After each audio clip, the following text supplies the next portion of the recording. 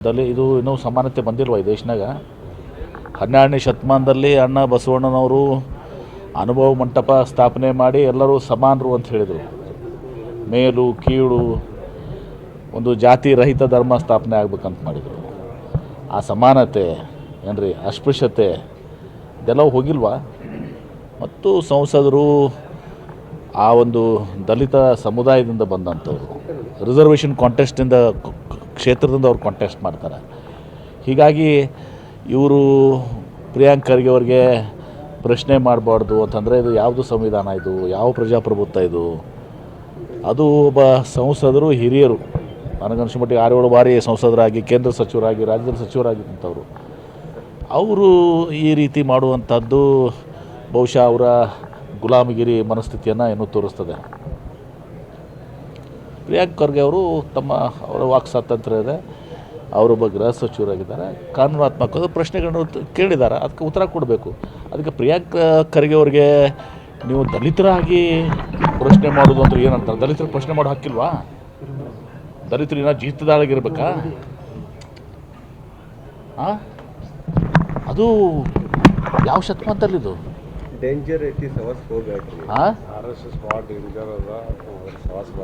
ನೋಡ್ರಿ, ಅಂದರೆ ದಲಿತರು ಆ ಶಕ್ತಿ ಇಲ್ವಾ ಏನ್ರಿ? ದಲಿತರು, ಹಿಂದುಳಿದವರು, ಅಲ್ಪಸಂಖ್ಯಾತರು, ಉಳಿದವ್ರಿಗೆ ಎದುರಿಸುವಂಥ ಶಕ್ತಿ ಇಲ್ಲ. ಮಾಡಿ RSSಗೆ ಒಬ್ಬರನ್ನ ಮುಖ್ಯ ಏನು ಇರ್ತಾರಲ್ಲ, ಒಬ್ಬ ದಲಿತರು ಮಾಡಿ ತೋರಿಸ್ಲಿ ನೋಡೋಣ, ಒಬ್ಬ ಹಿಂದುಳಿದವ್ರು ಮಾಡಿ ತೋರಿಸ್ಲಿ. ಏನೋ ಮೇಲೆ ಇರ್ತಾರಲ್ಲ, ಇದು ಮೋಹನ್ ಭಾಗವತ್ ಅವ್ರ ಸ್ಥಾನದಲ್ಲಿ ಒಬ್ಬ ದಲಿತರನ್ನು, ಒಬ್ಬ ಹಿಂದುಳಿದವ್ರನ್ನ ಮಾಡಿ ತೋರಿಸ್ಲಿ. ಅದಂತೂ ಮಾಡಲ್ಲ, ಆಯ್ತಪ್ಪ ಲಿಂಗಾಯತರ ಮಾಡಿ ತೋರಿಸ್ ನೋಡೋಣ. ರೈಟ್, ಇದು ಸಂಸದರ ಹೇಳಿಕೆ ನಿಜವಾಗಿ ನಾಚಿಕೆಗೇಡುತ್ತನ್ನೋ ಪ್ರಸಂಗ ಇದು. ಇಷ್ಟು ನೀವು ಒಂದು ಆತ್ಮಸ್ಥೈರ್ಯವನ್ನು ಕಳ್ಕೊಂಡು ನೀವು ಉಳಿದವರಿಗೆ ಮಾದರಿ ಆಗಬೇಕು. 12ನೇ ಶತಮಾನದಲ್ಲಿ ಅಣ್ಣ ಬಸವಣ್ಣವರು, ಬಸವಾದಿ ಶರಣರು, ಬಾಬಾ ಸಾಹೇಬ್ ಅಂಬೇಡ್ಕರ್ ಅವರು ಸಂವಿಧಾನ ಹಾಕಿದಂಥವ್ರು. ಇವರು ಮಾತಾಡೋದು ಆ ಸಂವಿಧಾನಕ್ಕೆ, ಆ ಬಸವಣ್ಣವ್ರ ತತ್ವಕ್ಕೆ ವಿರೋಧವಾಗಿರುವಂಥದ್ದು. ಇದು ಅಂದರೆ ಇವರೊಬ್ಬರು ಗುಲಾಮ ಆಗಿರ್ಬೋದು, ಉಳಿದವ್ರು ಯಾಕೆ ಆಗ್ತಾರೆ? ಅವ್ರದ್ದು ಭೀಮ್ ಆರ್ಮಿ ಅದ. ಮತ್ತು ನಿಮ್ಗಷ್ಟೇ ಅನ್ಸಕ್ಕೆ ಬರ್ತದ? ರೈಟ್.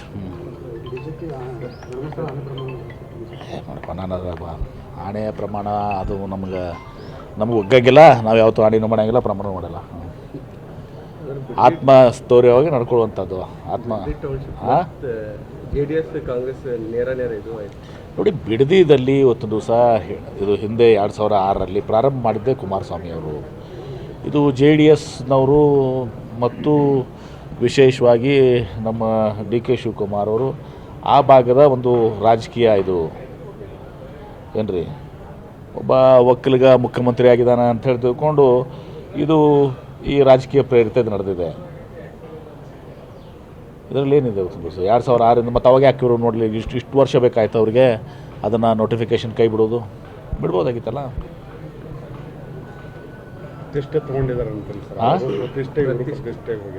ಪ್ರತಿಷ್ಠೆಯಿಂದ ಸಮಸ್ಯೆ ಆಗೋದಲ್ಲ ಅದನ್ನು ಸಹ ಜನರಿಗೆ ಅನುಕೂಲ ಮಾಡಬೇಕು.